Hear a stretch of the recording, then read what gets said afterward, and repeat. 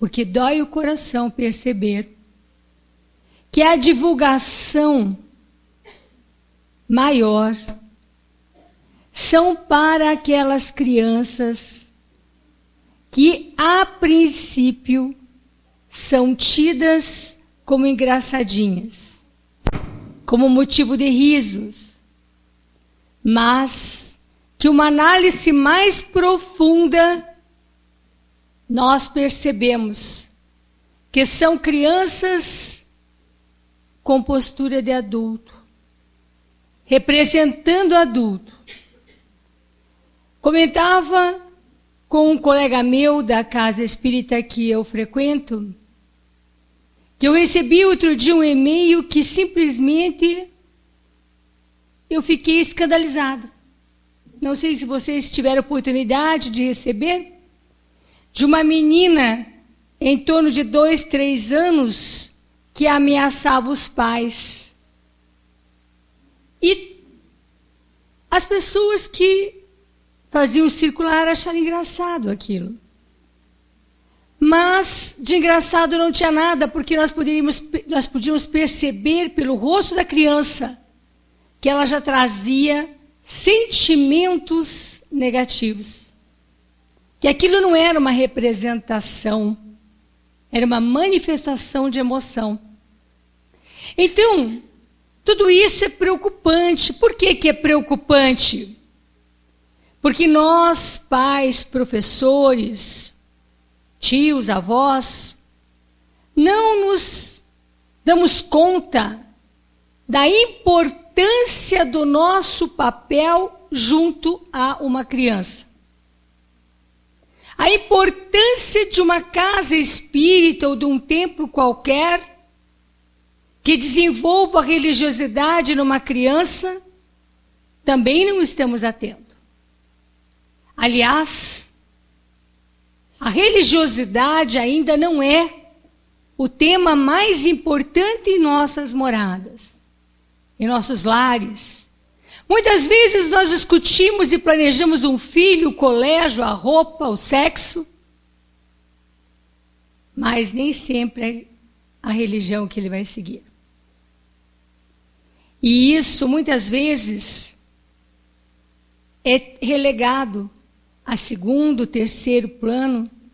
E o pior é quando alguns pais acham que a religiosidade deve ser deixada para depois.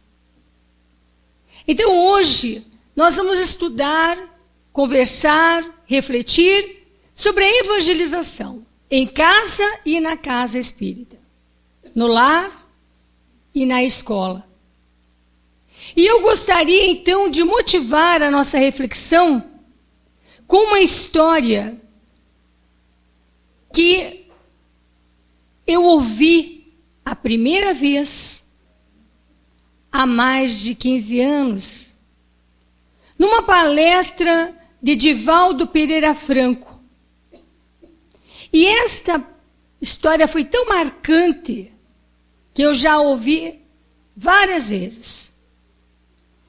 O nome da palestra, penso que não está disponível no YouTube, porque é do tempo ainda do VHS. É Educação, o Grande Desafio. E ele conta uma história que ele leu mais ou menos na década de 60, 70, de um pai que escreve um artigo para aquela revista Seleções, cujo título era Meu Filho Rick. E ele conta que ele e a esposa recebem uma linda criança, um menino, e este menino é profundamente amado. E eles resolvem dar o nome de Richard, que na intimidade seria transformado em Rick. Como corretor de seguro, ele ganhava muito bem. Mas com a responsabilidade do filho, ele resolveu trabalhar mais para ter condições de dar àquele menino tudo aquilo que ele pudesse dar. E assim, ele trabalhou, mudou-se para um bairro melhor, trabalhou, mudou-se para um bairro melhor ainda. E assim ele foi crescendo, um lindo menino. E um dia esse garoto diz ao pai que quer estudar oceanografia. E a partir dali, em cada tempo de folga, eles iam até o mar catar conchas, búzios. E a partir dali ele vai analisando cada qual, catalogando e transformando o seu quarto num verdadeiro museu dessas peças marinhas. Tudo catalogado com o mais profundo amor. Ele vai crescendo. E quando ele está em torno de 11 anos, eles recebem mais um menino. Também amado, mas não tanto quanto o primeiro, que era o filho da alma que eles tinham. E este jovem, em torno de 12, 13 anos, foi ficando um pouco arredio. E a sua mãe, que nunca arrumava o quarto, porque havia governanta para isso, um dia resolveu arrumar o quarto do garoto. Chegou lá, ao estender a cama, descobriu embaixo do colchão uma erva. Cheirou, estranhou, porque aquilo tinha um cheiro acre. Guardou a erva. Quando o filho chegou, ela perguntou a ele: Rick, o que é essa erva que tem aqui, que estava embaixo do seu colchão? E ele disse: mamãe, ora, é maconha. E ela disse: maconha? É de um amigo meu, que é dependente, e que comprou-a, e com medo de que seus pais descubram a sua dependência, pediu para eu guardá-la aqui, até que ele pudesse apanhá-la.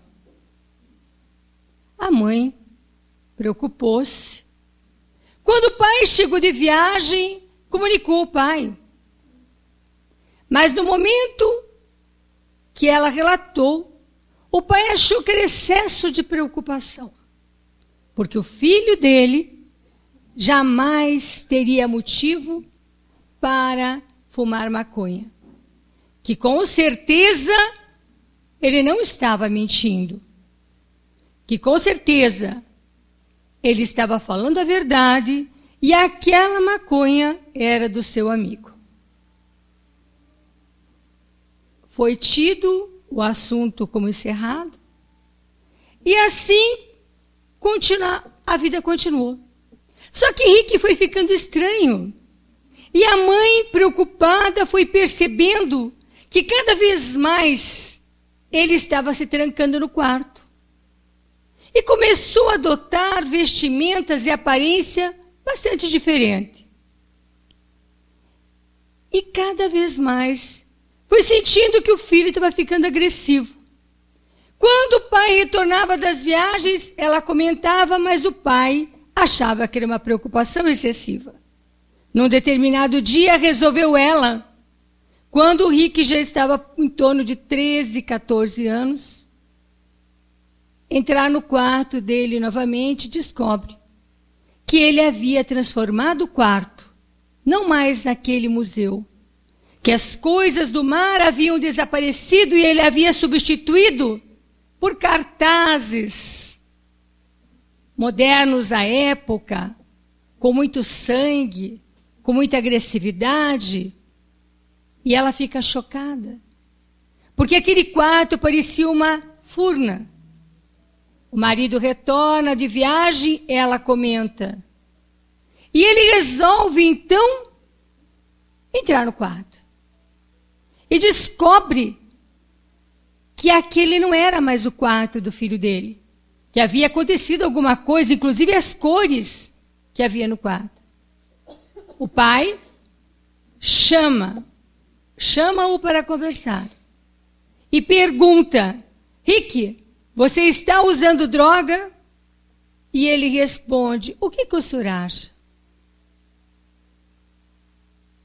E o pai fica desnorteado.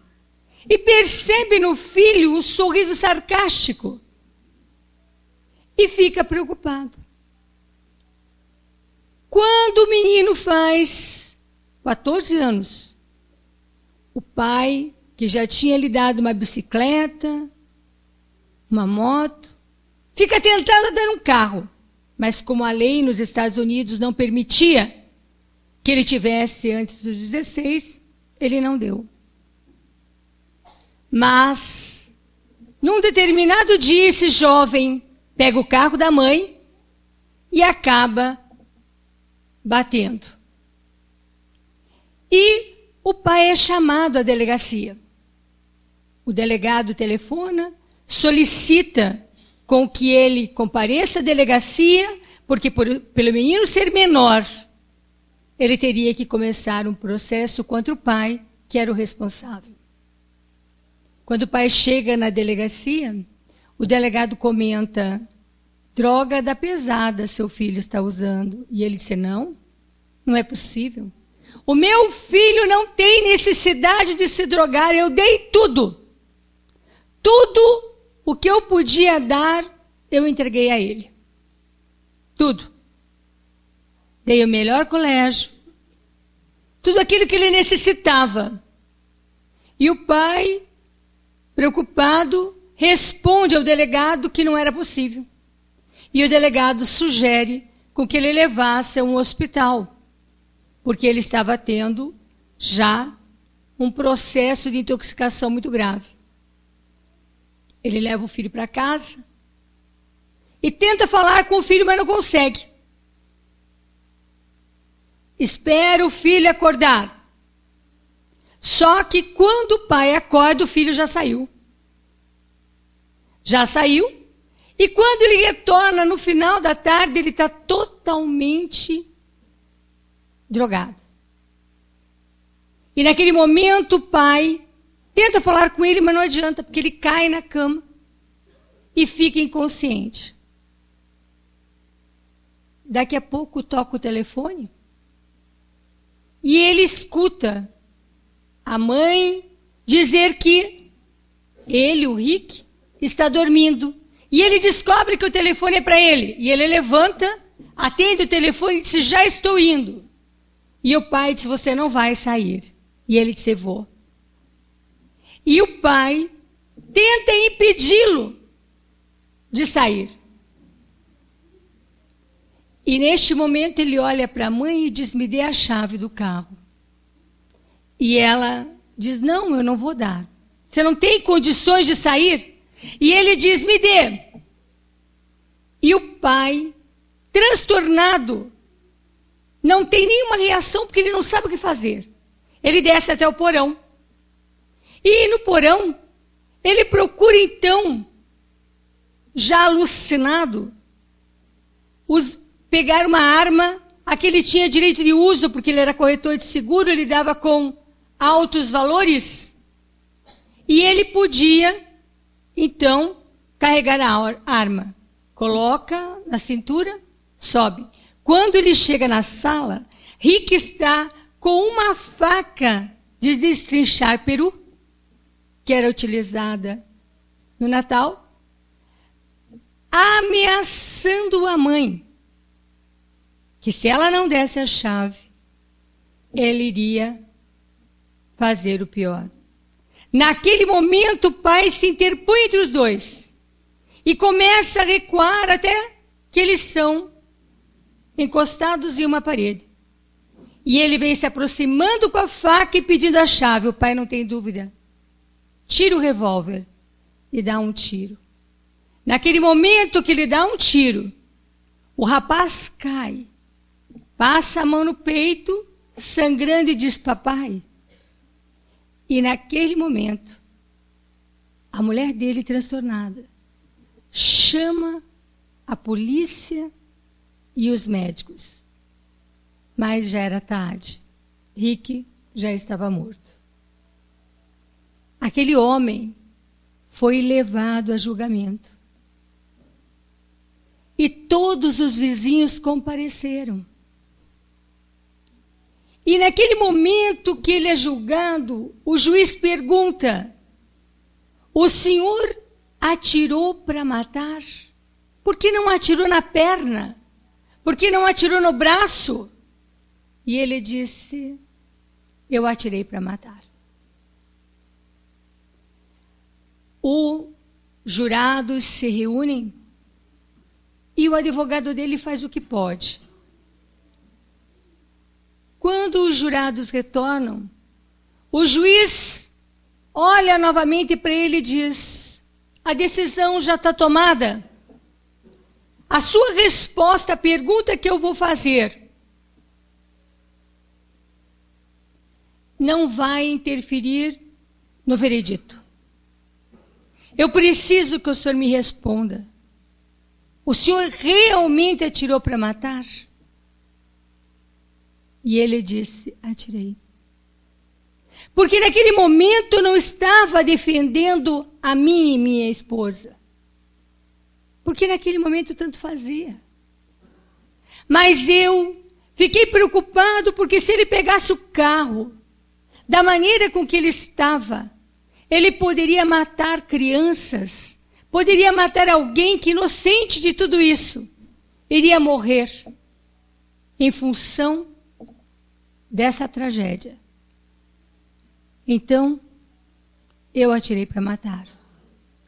Os jurados foram questionados um a um. E todos declararam inocência. E o juiz pergunta por quê. E eles dizem: porque se tivesse no lugar daquele homem, eles teriam feito a mesma coisa. E Divaldo Pereira Franco conta que a carta, esse artigo termina com a seguinte pergunta. O pai pergunta: o que eu não dei para o meu filho? Onde foi que eu errei? Divaldo Pereira Franco, quando leu, escreveu uma carta para ele. Entregou para a direção das seleções para encaminhar para ele. E respondeu: li o artigo muitas vezes. E vi tudo o que o senhor deu para o seu filho. Mas o senhor não menciona que tenha dado ao seu filho uma religião, uma religiosidade. Provavelmente o senhor levou a algum templo, mas o senhor não o aproximou a Deus. E ele nunca recebeu resposta. E neste momento que nós estamos em 2015, aonde temos muito mais que na época dessa carta, arrastamentos da mídia para vários divertimentos, para vários cursos, para vários arrastamentos do materialismo, para tantos prazeres. A pergunta é: quantos de nós estamos verdadeiramente aproximando os nossos filhos a Deus? Porque aproximar o filho de Deus não é apenas dar uma religião. É desenvolver nele a religiosidade, que é a verdadeira ligação dele para com Deus. Mas como é que nós vamos fazer isso se nem nós desenvolvemos a religiosidade? Porque muitos de nós ainda frequentamos um templo, uma casa espírita, por hábito. Quantos de nós se dedicam a uma casa espírita verdadeiramente? E não só vir de vez em quando. Não é a maioria. E por que nós devemos aproximar as nossas crianças de Deus? Por um simples fato. Elas também vão morrer, como nós. Elas também não são daqui, como nós não somos. E para piorar, nós nem sabemos, na verdade, quem elas são. Por quê? Porque a doutrina espírita explica que os nossos filhos não são nossos. São espíritos que vêm até nós apenas para que a gente colabore com eles na evolução. E enquanto nós não entendermos isso, nós iremos tratar as nossas crianças como apenas bonequinhos que vão crescer aparentando belezas, saúde, mas internamente vazios. E quando eles se tornam adultos, o vazio é tão grande que muitas vezes eles não chegam a amadurecer, porque ficam no caminho. Porque desencarnam muitas vezes muito jovens. Porque retornam para a pátria espiritual muitas vezes por descuido daqueles pais que o receberam com o compromisso de encaminhá-los. Então, vamos começar lembrando de Jesus. Jesus tem uma passagem que chama as crianças. Quando alguns pais quiseram levar as suas crianças até Jesus, os discípulos tentam impedir. E Jesus diz, deixai vir a minhas criancinhas. O que ele quer dizer com isso? O que ele pode ter querido dizer com isso? Que a criança, por ser ainda uma folha em branco, é mais fácil de receber as informações. Porque Jesus já sabia que este espírito não era puro. Porque espíritos puros não reencarnam na Terra, com exceção de Jesus. Os espíritos explicam que o único espírito puro, perfeito que veio neste planeta foi Jesus, que é o nosso modelo e guia. Então nós somos aqueles espíritos que ainda estamos a caminhar com uma bagagem. Jesus, quando olhou para essas crianças, ele disse que elas poderiam vir, porque elas necessitam do aconchego que uma religiosidade pode dar. Elas necessitam do conhecimento, da orientação, para que elas tenham estrutura para poder atingir o objetivo da reencarnação, que é evoluir. Então, o que o Espiritismo nos explica? Que a paternidade é uma missão. Que aquele que recebe um filho, ele é um escolhido. Por quê?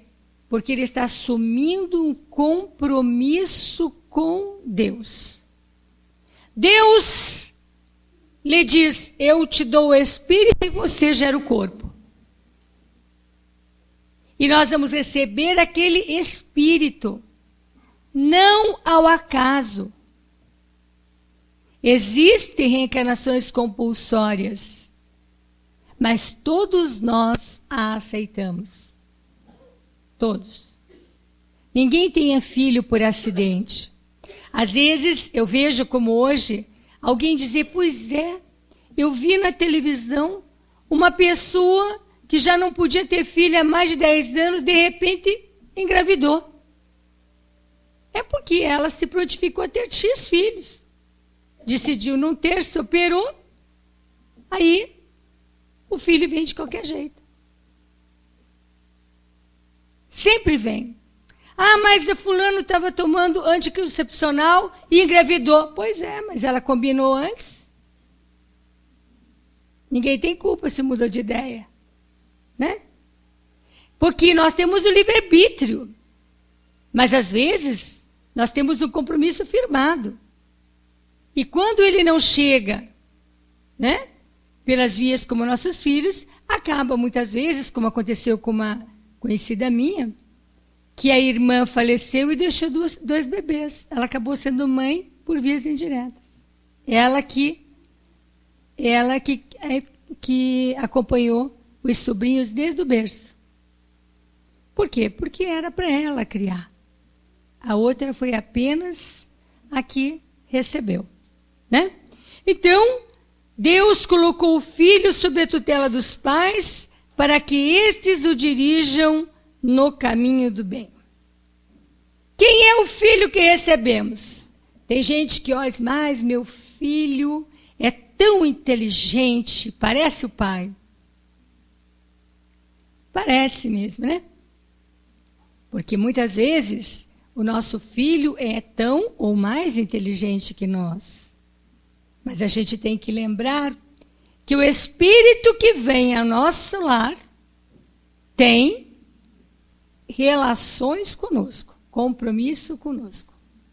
E os espíritos nos explicam que os espíritos que nós recebemos são simpáticos a nós. São aqueles espíritos que são semelhantes. Isso significa dizer que eu sou um espírito teimoso, eu vou receber o quê? Um teimosinho. Não é assim? Se eu sou um espírito preguiçoso, eu tenho uma alta possibilidade de receber um espírito preguiçosinho. Né? Que eu vou ficar o tempo inteiro cobrando dele para ele ser mais rápido, tudo ele olha para mim com quem diz, e você não é? Por quê? Porque nós somos semelhantes. Então, nós vamos receber aqueles que são semelhantes, afinizados conosco. Mas acontece de repente, nós recebemos um que não é afinizado? Sim. Aí é que vem o problema. Aquele que não é semelhante a nós é o nosso cobrador. É aquele que chega em nossa casa para nos ajudar a mudar. É aquele que muitas vezes nós deixamos ao meio do caminho na outra vida. Abandonamos 2, 3 vidas, aí a espiritualidade diz, não, só tem um jeito, vai ter que nascer filho dela. Daí ela não abandona mais. Esse vai ser um pouquinho diferente. Mas a espiritualidade nos encaminha o espírito que nós temos condições de educar. Porque muitas vezes a dificuldade daquele filho faz com que eu mude a minha dificuldade. Eu conheço um caso de uma pessoa que trabalhou comigo e lá, quando o filho já estava com 19 para 20 anos, ele foi surpreendido. Por quê? Porque ele jamais imaginou que o filho dele tivesse compromissos com a maconha. Mas, num belo dia, ele resolveu experimentar um chá de cogumelo e surtou. E aí foi para uma clínica, ao ser tratado, como todo adolescente, resolve falar para o pai que há muito tempo que ele já estava fumando maconha. E o pai ficou escandalizado, porque o pai trabalhava muito, a mãe trabalhava muito. Não tinha percebido. E aí, o pai disse, mas você vai precisar abandonar isso. Nós vamos te acompanhar, você vai ficar internado. E falou, Ele disse, é. Eu deixo se você deixar tua cerveja, teu cigarro, porque tudo é vício. E este pai pôs a mão na cabeça e disse, não é que ele tem razão? Tudo é dependência. E resolveu fazer um trato com o filho e ele abandonou para sempre. a cerveja, o cigarro, e o filho procurou se comportar da mesma maneira com relação aos outros. Vejam o que eu quero dizer. Que às vezes, aquele ser que está ali nos causando problema, ele tem uma grande mensagem para nós. Porque às vezes nós somos também parte da origem do problema dele. Quantas vezes nós criticamos os nossos filhos e fazemos a mesma coisa que eles? Eu vejo pais, por exemplo, criticarem os filhos por permanecerem muito na internet e no celular. E olho para os pais e fico compadecida, porque eles não conseguem abandonar o celular. Os filhos são os retratos deles. E está virando tudo normal. A gente está se acostumando com isso. E aí o que acontece quando a gente se acostuma com isso? Nós não estamos mais atentos para os desequilíbrios. Então, ele vai nos colocar que os espíritos simpáticos, que normalmente se atraem por analogia de pendores, por semelhança. Mas ele vai fazer uma observação. Veja que interessante. Na questão 209. Por que é que de pais bons e virtuosos nascem filhos de natureza perversa? Por outra, por que é que as boas qualidades dos pais nem sempre atraem por simpatia um bom espírito para lhes animar com os filhos? Para animar os corpos dos filhos. A resposta dos espíritos. Não é raro que um mau espírito peça lhes sejam dados bons pais, na esperança de que seus conselhos o encaminhem por melhor senda. E muitas vezes Deus lhes concede o que deseja. Então, aquele que tem um filho problema e que diz assim, que foi que eu fiz para merecer um filho desse? Saiba, você concordou. Você concordou. Por quê? Porque existem espíritos que têm necessidade de reencarnar, têm suas dificuldades, mas quando nós estamos na espiritualidade compadecidos, ao analisarmos aquele ser, a gente se oferece para ser pai e mãe. Tem um exemplo desse lindíssimo, e eu sempre cito quando vou falar sobre isso, na obra Nosso Lar, de André Luiz por Francisco Cândido Xavier. Quem leu, porque o filme não trata desse tópico, quem leu o livro, vai perceber que a mãe do André Luiz, que é um espírito mais evoluído, vai reencarnar com a missão. Ela se oferece para receber o pai de André Luiz, que é um espírito menos evoluído, que ainda nem tinha conseguido sair do umbral, que em vida teve 2 amantes, que depois que ele desencarnou, os espíritos delas nunca abandonaram ele. A mãe se oferece então para reencarnar, recebê-lo como marido outra vez. E vai receber aquelas 2 que eram amantes do marido como filhas. É só vocês lerem. Olha o amor dessa mulher. Porque ela diz, como é que eu posso ajudar o seu pai se eu não ajudar as vítimas do seu pai? Eu tenho que ajudar todos. E ele vai precisar resgatar o amor com elas, vai precisar aprender a amá-las. E ela retorna. Então, muitas vezes, nós assumimos o compromisso de receber aqueles espíritos que não são simpáticos a nós, mas que necessitam de nós. E nós, como devedores, os aceitamos e nos comprometemos com ele. De fazê-lo encontrar o caminho correto. Haroldo Dutra Dias chega a comentar numa palestra sobre evangelização que ele tem um filho e que ele tem certeza que a maior obrigação dele para com esse filho é apresentar Jesus. Que seria a obrigação de todos nós. Então, qual para o espírito a utilidade da infância? Porque se nós aprendemos que somos espíritos, desencarnamos, vamos para a pátria espiritual, continuamos aprendendo, tomamos consciência dos nossos equívocos, nos reprogramamos. Por que a gente precisa voltar e começar do zero? Porque nós vamos receber um cérebro novo, né? Por que nós passamos por um processo de esquecimento? Porque Deus é misericordioso. Porque se nós não passássemos por esse processo de esquecimento, nós não conseguiríamos dar conta do nosso compromisso nessa vida. Porque se nós tivéssemos só lembrança boa, seria muito bom. O problema é que as nossas lembranças são ruins ainda.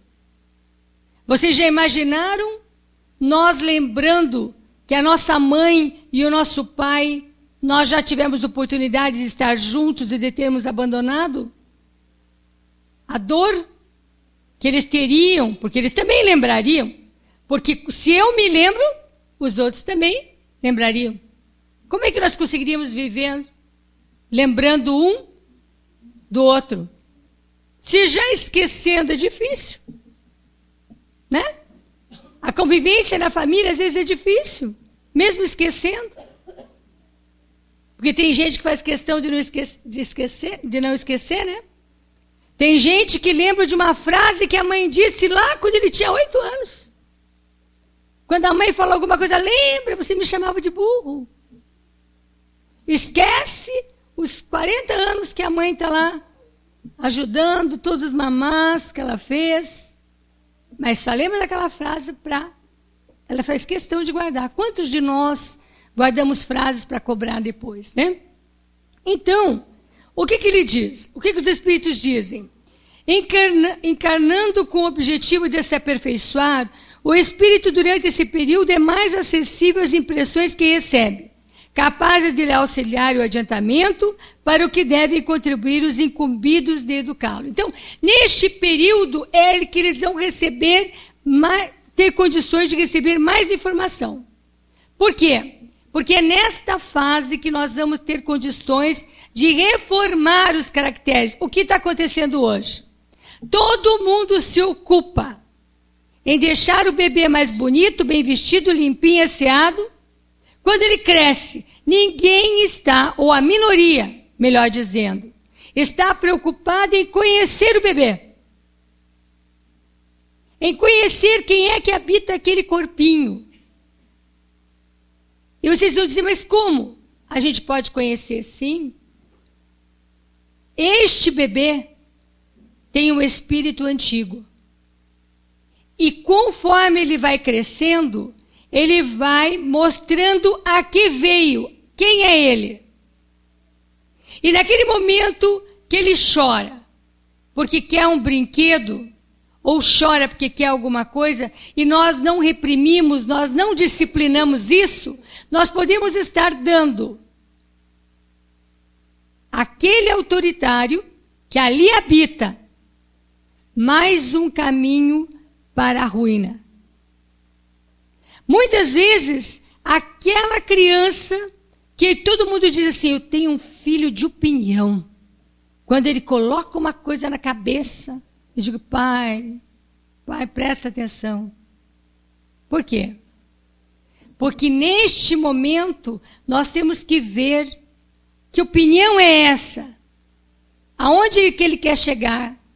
Quem ele quer dominar? E nós vamos percebendo que nós estamos passando batido, nós estamos mais preocupados em mostrar para os nossos amigos a criança linda que nós temos. Não, tem ainda alguns que demonstram quanto aquela criança é inteligente na tecnologia. Você vê crianças pequenas com tablet, já alienadas do mundo, só brincando ali, o pai falando, a mãe falando, e ela só ali. E o pai acha isso bonito. Será que o pai percebeu que é uma forma de alienação e que ela vai se habituar a isso e quando ela chegar na adolescência vai ser difícil? Se vocês tiveram oportunidade de ver um e-mail muito engraçado de uma menina que assistindo um programa de televisão, vendo uma pessoa em estado vegetativo, pediu à mãe: mãe, se algum dia eu não ouvir, não ver, não andar, a senhora promete que não vai me manter nos aparelhos, que desliga os aparelhos, que eu não quero ficar viva desse jeito. A mãe disse: prometo. Levantou e foi desligando o computador, celular, tudo. Por quê? Porque ela já estava morta, né? Já estava num outro mundo, só no mundo da tecnologia. Então, ele vai mostrando para nós que o período infantil é o mais sério e o mais propício à assimilação dos princípios educativos. Até os 7 anos, o espírito ainda se encontra em fase de adaptação para a nova existência que ele compete no mundo. Muito bem. Por que que nós precisamos evangelizar o nosso filho em casa e procurar encaminhá-lo para a evangelização? Primeiro, porque de nada adianta eu levar o meu filho para a evangelização se eu não praticar o evangelho em casa. Então a evangelização corre em 2 mãos. Eu faço em casa, por meio do evangelho no lar, por meio da exemplificação de que a religiosidade é importante.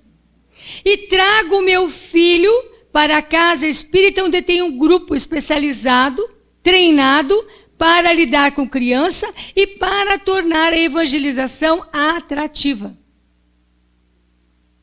Para vocês terem ideia, na Casa Espírita Mensageiros da Paz, já existe evangelização de bebê. Domingo pela manhã, baseado no projeto Mineiro, que Haroldo Dutra Dias divulgou num dos programas dele. Então, a preocupação de que ele comece a ter conhecimentos religiosos na infância, para que ele crie raízes. Porque se nós deixarmos com que ele escolha, ou com que ele participe, posteriormente ele não criou o hábito.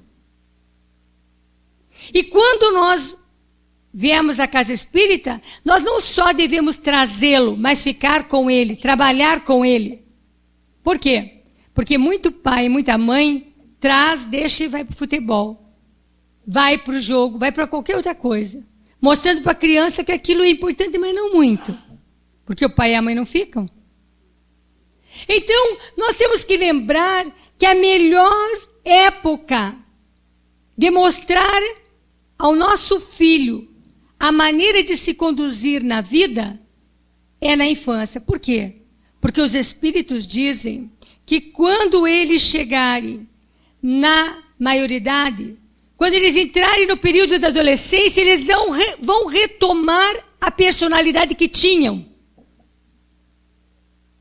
Por isso que há tantos conflitos. Então, naquele momento que ele começa a modificar os hormônios, que ele vai tomando posse da bagagem anterior. E aí, ainda dá tempo de educar, mas é mais difícil. É naquele momento que ele muitas vezes se afasta de Deus, porque Deus não foi internalizado. Ele teve uma vivência de Deus formal. Faço, vou para casa e continuo a mesma coisa. Então é necessário que nós tenhamos essa reflexão.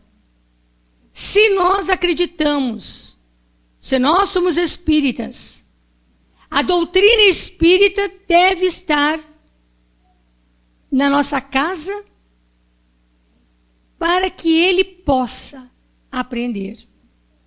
E as casas espíritas têm essa oportunidade, dão essa oportunidade de que a criança aprenda brincando, mas é necessário que o pai participe.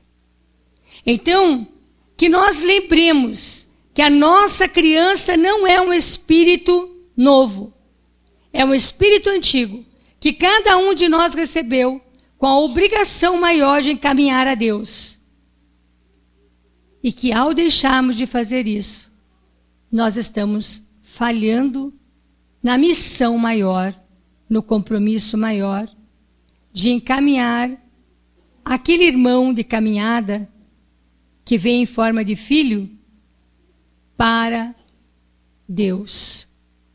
Que Deus nos permita com que possamos refletir e que nossa família seja de exemplo para outras famílias, no sentido de que coloquemos verdadeiramente Deus nos nossos corações e que a moral de Jesus seja o roteiro da nossa educação.